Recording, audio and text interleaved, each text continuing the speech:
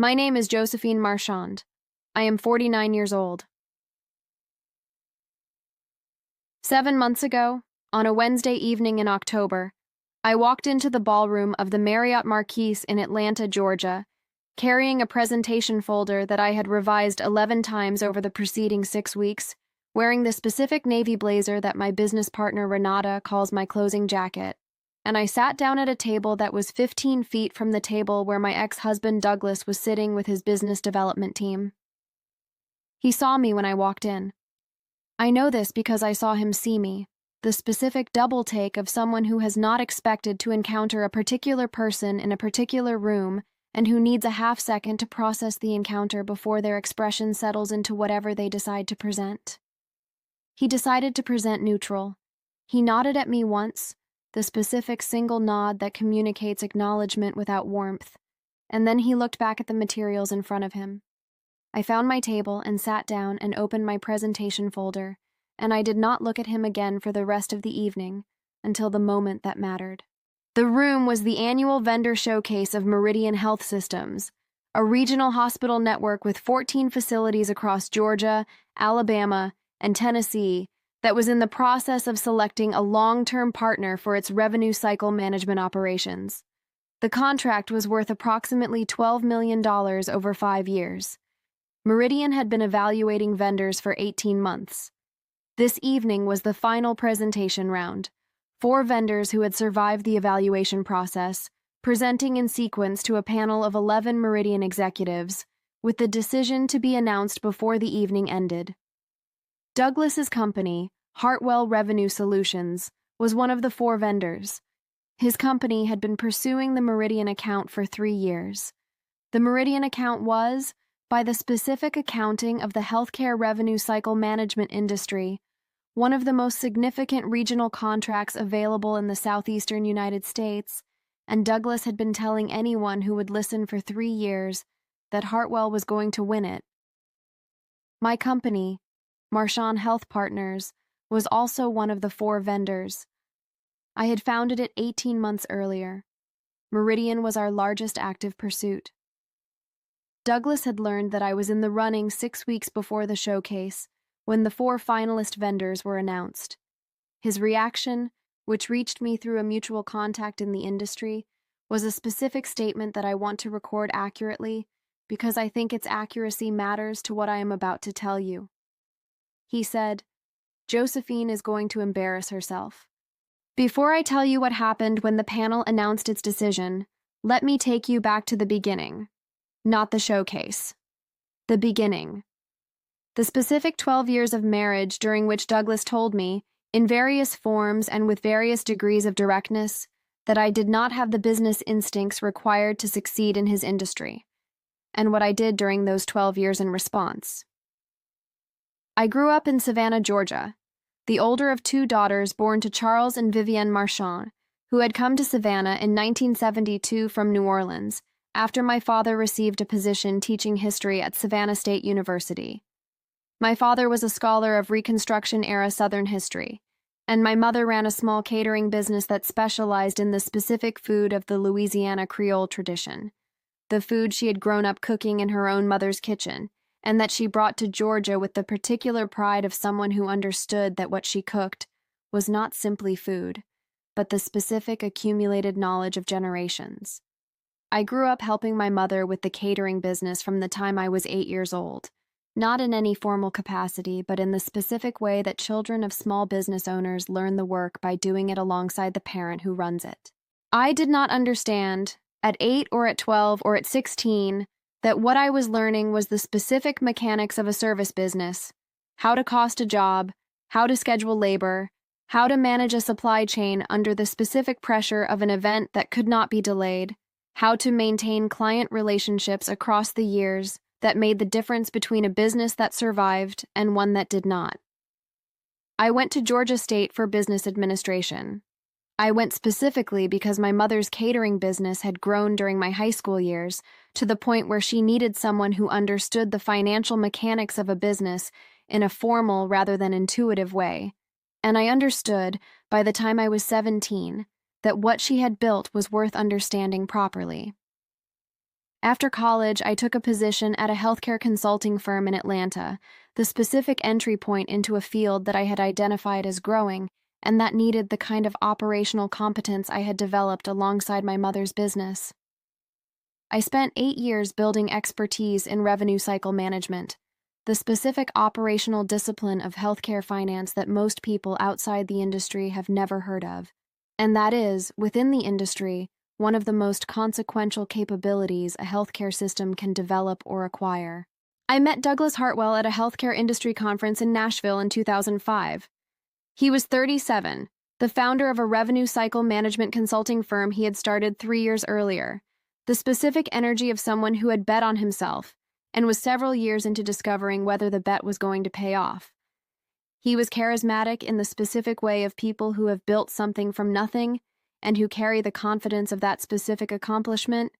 And I was 33, and at a stage of my career where I was ready to take my next step, and he seemed, in the specific way of first impressions at conferences, like someone who was building something I might want to be part of. We dated for 14 months and married in January 2007. I joined Hartwell Revenue Solutions as a senior consultant and then as director of operations and eventually, in 2012, as chief operating officer. I ran the internal operations of his company for 7 of the 12 years of our marriage. I managed a team of 42 people. I built the operational systems that allowed his client-facing work to be delivered consistently and at scale. I built the quality control protocols. I built the training programs. I built the performance management systems. I built the infrastructure of his business while he built the client relationships.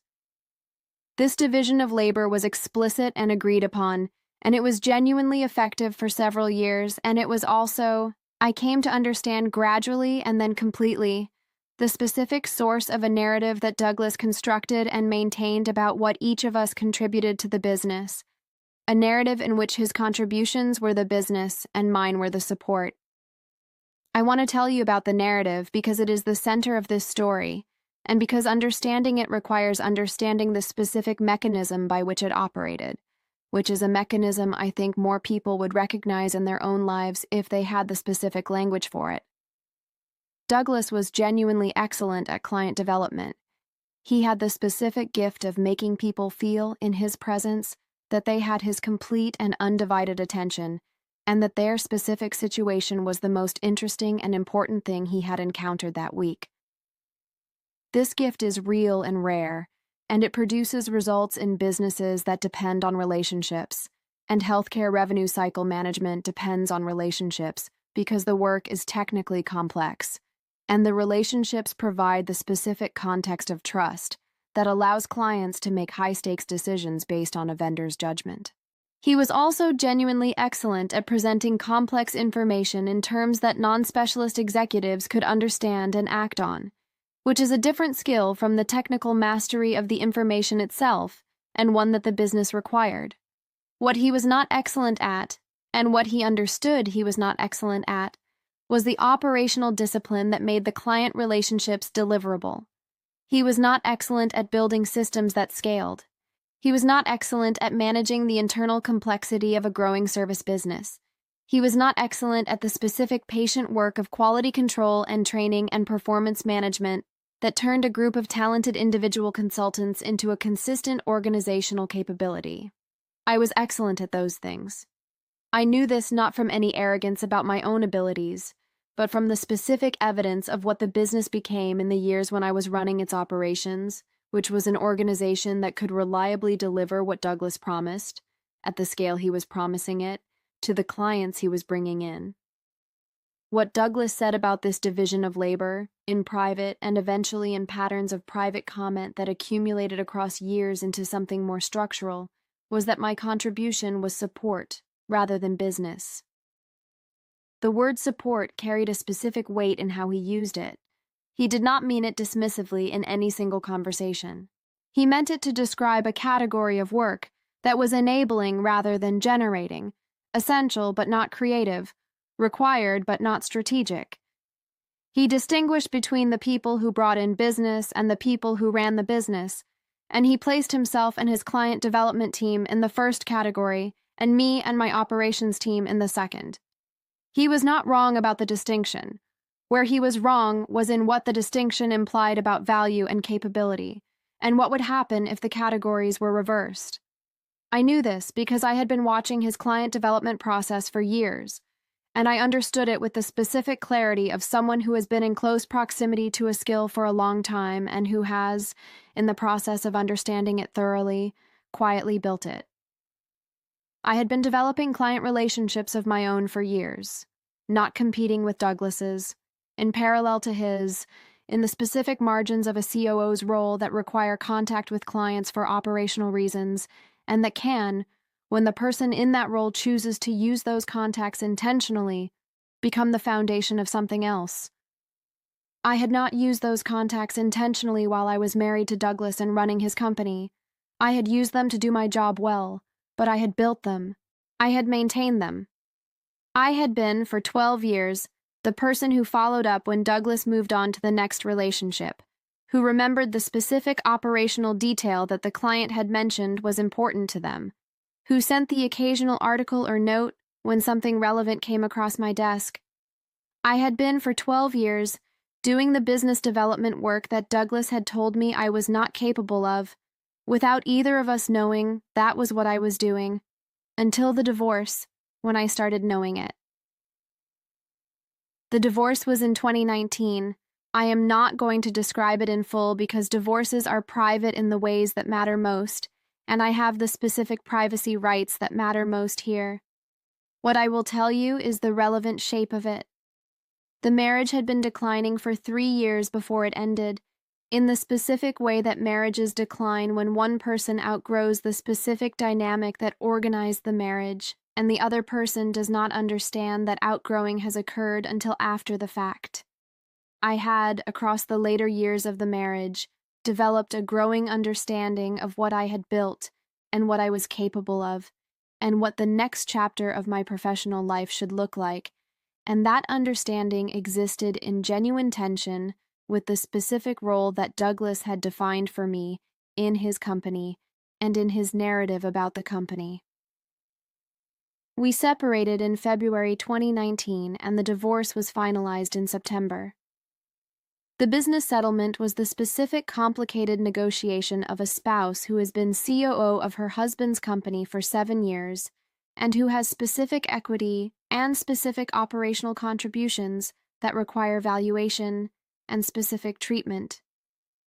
I had good attorneys. The settlement was fair. I left with a financial position that allowed me to do what I had been thinking about for 3 years. I called Renata in October. Renata Patel had been one of my senior consultants at Hartwell for 5 years. She had left 18 months before the divorce to join another firm. She was 39 and had the specific combination of technical excellence and client relationship skills that I had learned from watching Douglas for 12 years was rarer than the industry tended to recognize. I said, "I'm starting a company. I want to know if you want to build it with me." She said, "What kind of company?" I said, "Revenue cycle management consulting, focused on mid-size regional health systems, the market segment that Douglas does not focus on because he thinks the contracts are too small to be interesting." She said, "He's wrong about that." I said, "I know." She said, "When do we start?" We started in January 2020. I want to tell you about the 18 months between founding Marchand Health Partners and the Meridian Showcase, because I think the texture of those months is important to understanding what the showcase actually was. We started with 2 clients. Both were referrals from my existing relationships, the specific relationships I had built across 12 years in his company that were mine rather than his because they were built around my specific professional presence rather than his.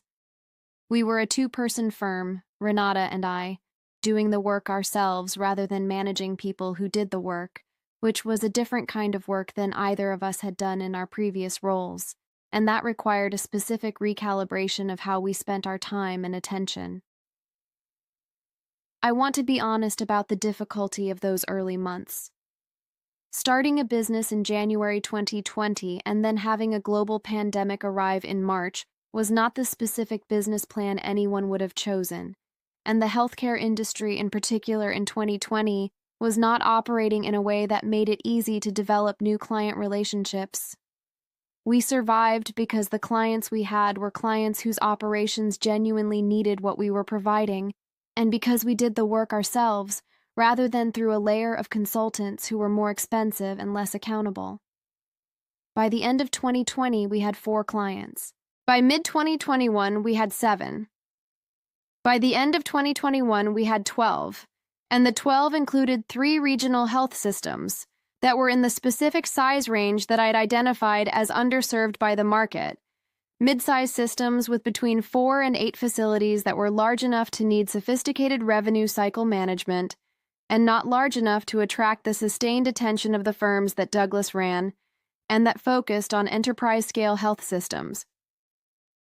Meridian Health Systems was 14 facilities, at the high end of our target range. But I had a relationship with their CFO, a woman named Sandra Whitmore, that predated the founding of Marchand Health Partners, that had been built during the years when I was COO of Hartwell, and Sandra was in her previous role at a different system, and our professional paths had crossed at 3 conferences across 5 years.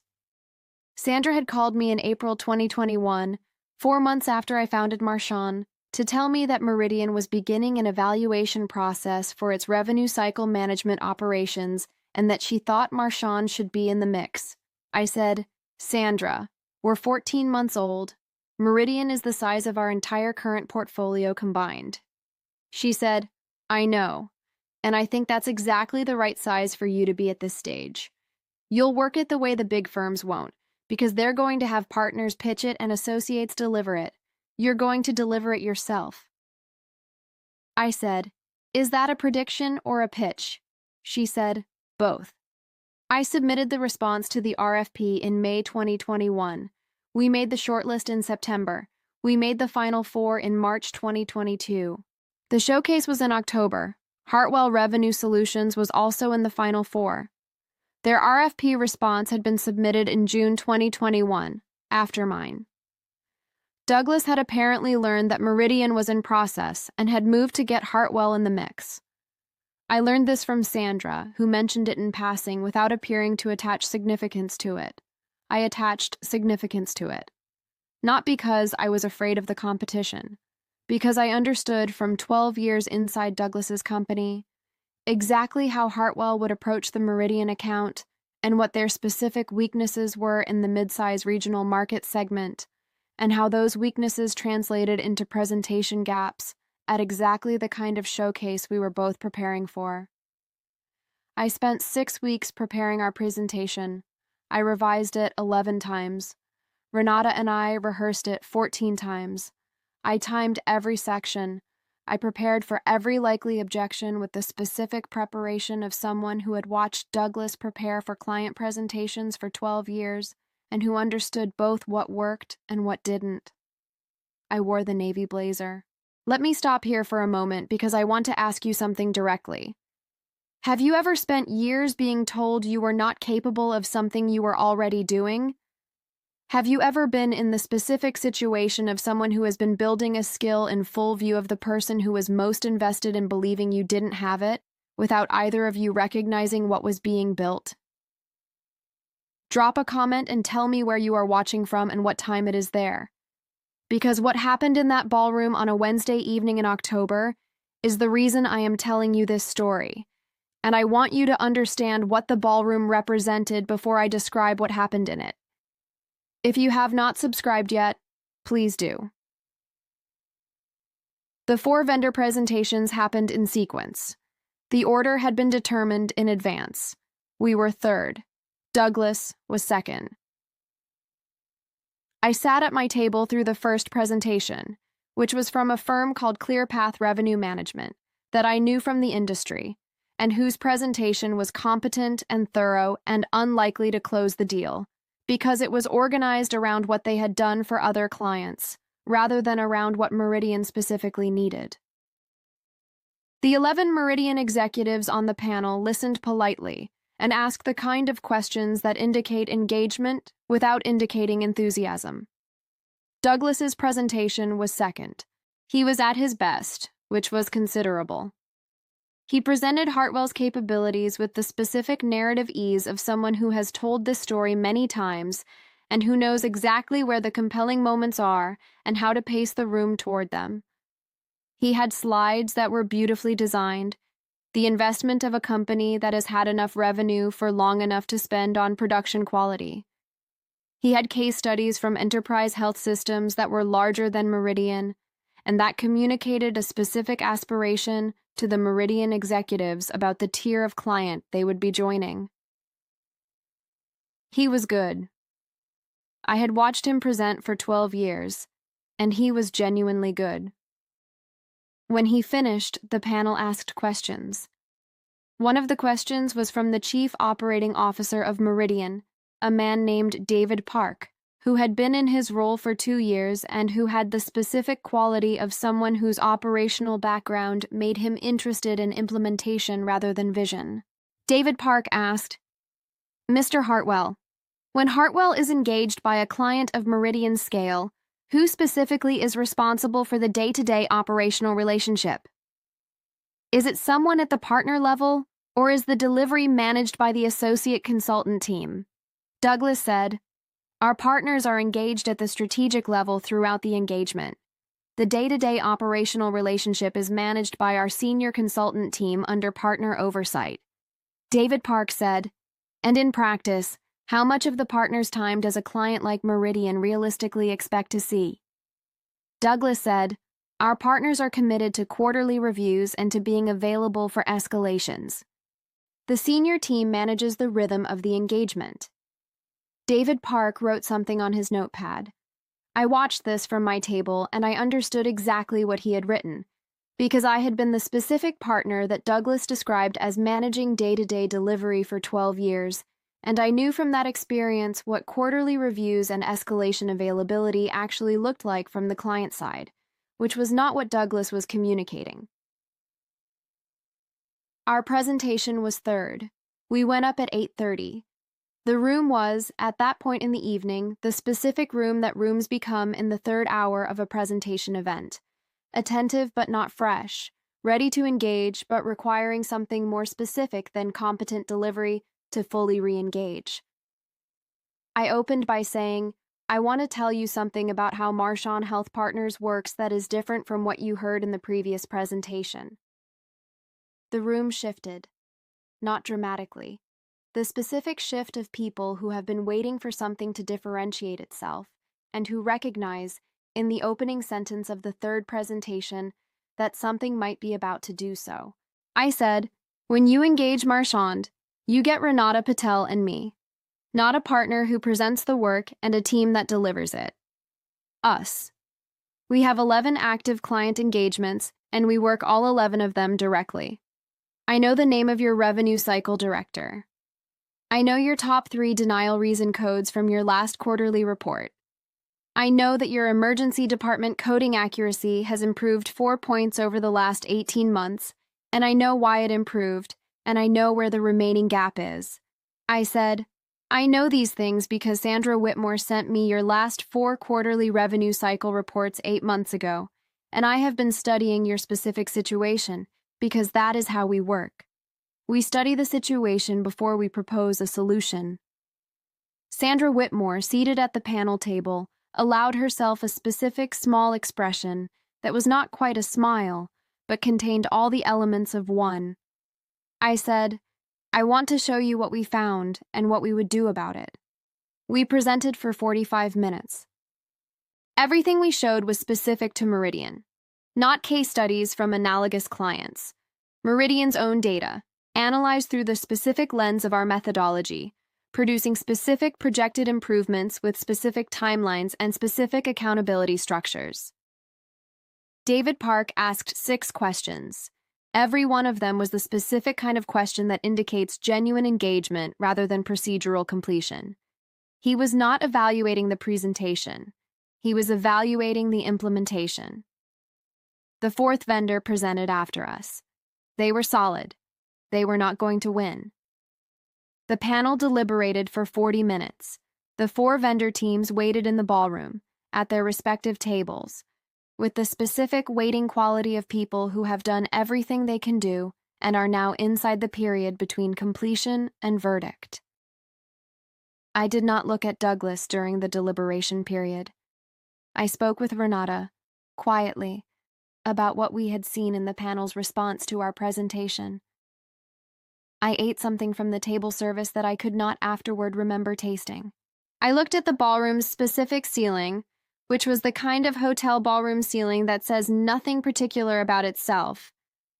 Renata said quietly, "How do you feel?" I said, "I feel like we did the specific work that needed doing." She said, "That's not what I asked." I said, "I know. I feel ready." She said, "Ready for which outcome?" I said, "Either one. We built something real. We know we built something real. Whatever they decide tonight doesn't change what we built." She said, "You know that's not entirely true." I said, "I know, but it's mostly true." Brian Whitmore, Meridian CEO, stood at the front of the room at 9:47. He thanked all 4 vendors for their presentations. He said Meridian had been impressed by the quality of the field throughout the evaluation process. He said the decision had not been easy. He said, Meridian Health Systems has selected Marchand Health Partners as its revenue cycle management partner. I want to describe the specific moment accurately because I think accuracy serves it better than drama.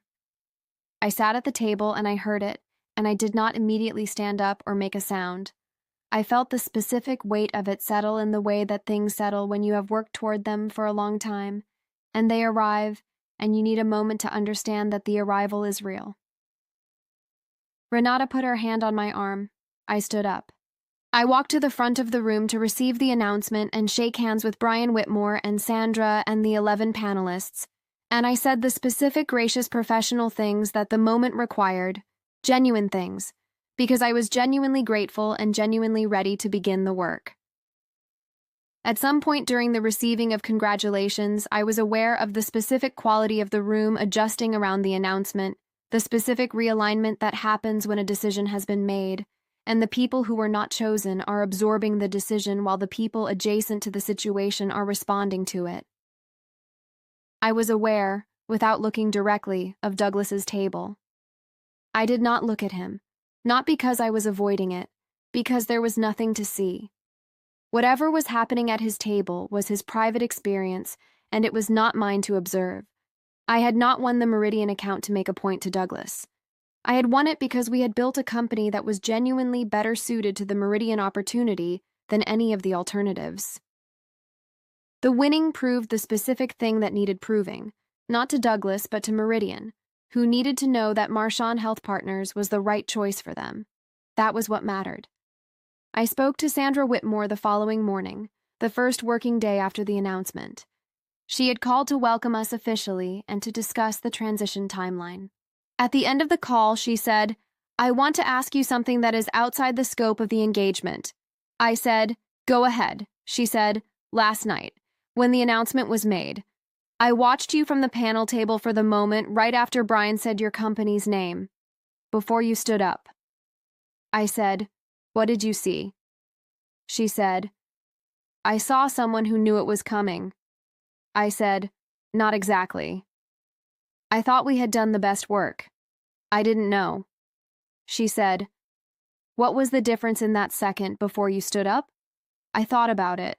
I said, "The difference was understanding that whatever Brian said was going to be accurate, that the evaluation had been thorough and the panel was capable, and the decision was going to reflect the actual quality of the presentations, and I knew what the quality of our presentation was." She said, "You knew you had done the work." I said, "Yes." She said, "I'll tell you something I wasn't going to tell you. When Douglas submitted his RFP response, he called me. He told me he was aware that Marchand Health Partners was in the process. He said he wanted me to know that he had extensive experience with how companies like mine tend to overextend in their growth phase, and that he thought Meridian should be cautious about a firm that was only 18 months old." I said, "What did you say?" She said, "I said I appreciated his perspective and that the evaluation process would determine the outcome." She said, "I'm telling you this because you should know it. and because the evaluation process did determine the outcome, and the outcome was not what he predicted. I said, "Thank you for telling me." She said, "One more thing. David Park wants to schedule a working session with you and Renata for next week. He wants to start on the emergency department coding immediately." I said, "Tell David we'll be there Monday." She said, "That's what I told him you would say." I spoke to Douglas 2 weeks after the showcase. Not by plan. We were both at a smaller industry event in Atlanta, and we encountered each other in the specific way of people who are in the same professional world and are going to keep encountering each other, and who have reached the stage of their post-divorce professional relationship where they can be civil because enough time has passed that civility is available. He said, "Congratulations on Meridian." I said, "Thank you."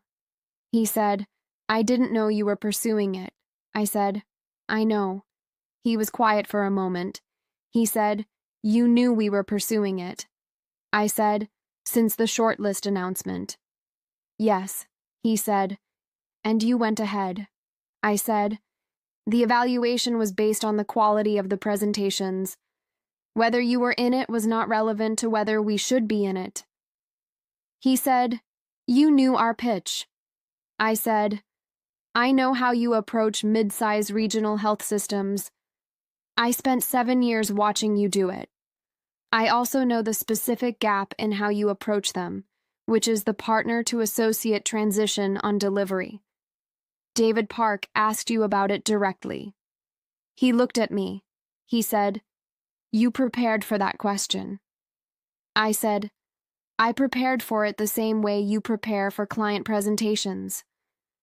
I thought about what the client needed to know, and I built the answer into the presentation rather than waiting for the question." He said, "I told people you would embarrass yourself." I said, "I know." He said, "I was wrong." I looked at my ex-husband, the man who had told me for 12 years that I did not have business instincts, who had constructed the specific narrative of his company in which I was operations and he was business, who had looked at the same skill that I had built alongside him and had seen support where I was building capability. I said, "Douglas, you weren't entirely wrong about the division of labor. You were excellent at client development, and I was excellent at operations. That was a true description of how we divided the work." I said, "What you were wrong about was what the division meant about what each of us was capable of. I watched you develop clients for 12 years. I was in proximity to that skill for 12 years. I learned it, not from you teaching me, from watching you do it and understanding what you were doing and building the same understanding in myself while I was doing something else." He said, "You were preparing the whole time." I said, "I wasn't preparing. I was paying attention. There's a difference. Preparation implies intention. I didn't intend to compete with you. I intended to understand my own business as completely as possible, and what I understood turned out to include things I didn't know I understood until I needed them." He said nothing for a moment. Then he said, "The Meridian account." I said, "We're starting on the emergency department coding Monday." He said, "That's what Sandra told me you'd say." I said, "She told you?" He said, "She called me after the announcement. I don't know why.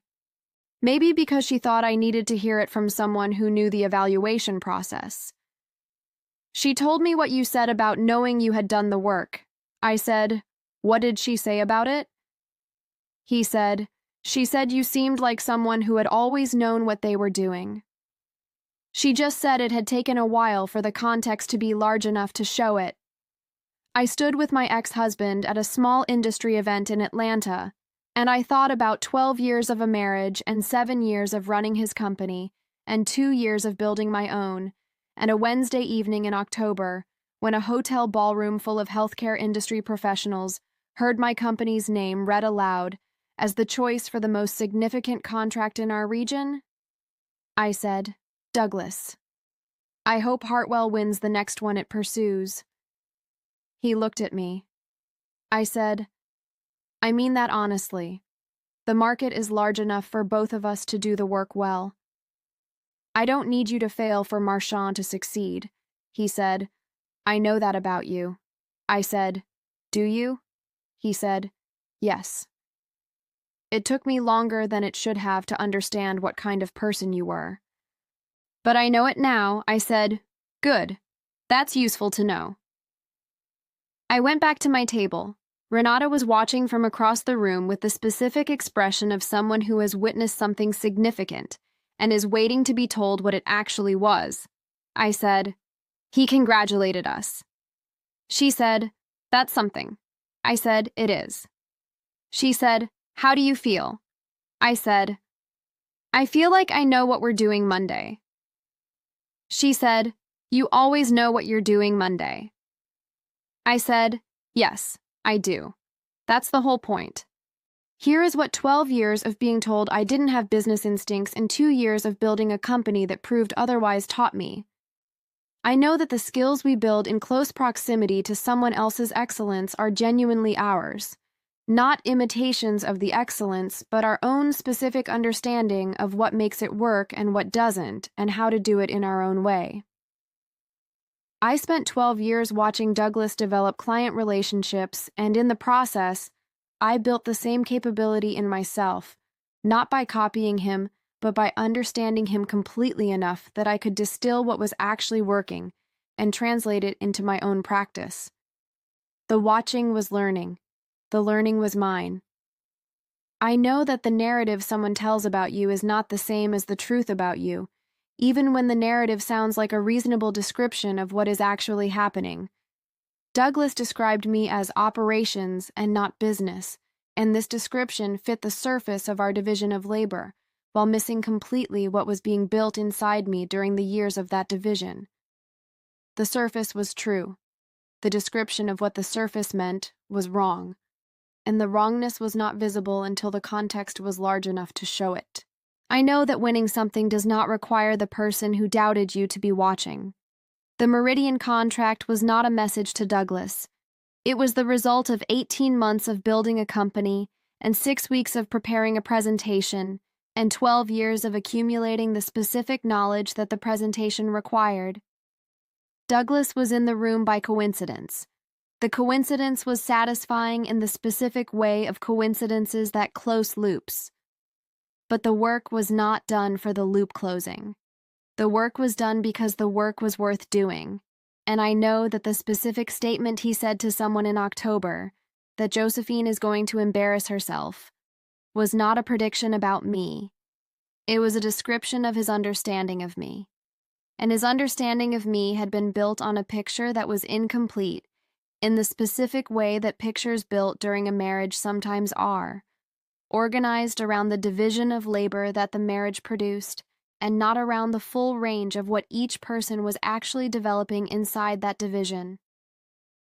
The Meridian executives had a different picture. They had built it across 18 months of an evaluation process that was designed to see what was actually there, rather than what was expected. They saw what was there. That is my story. 12 years of being told I had no business sense. A 6-week presentation preparation. A Wednesday evening in October. And a Monday morning when Renata and I drove to Meridian's facility in Atlanta and started on the emergency department coding exactly as we said we would. If this reminded you of a skill you built in the margins of someone else's certainty about what you were capable of, I want to hear from you. Drop it in the comments.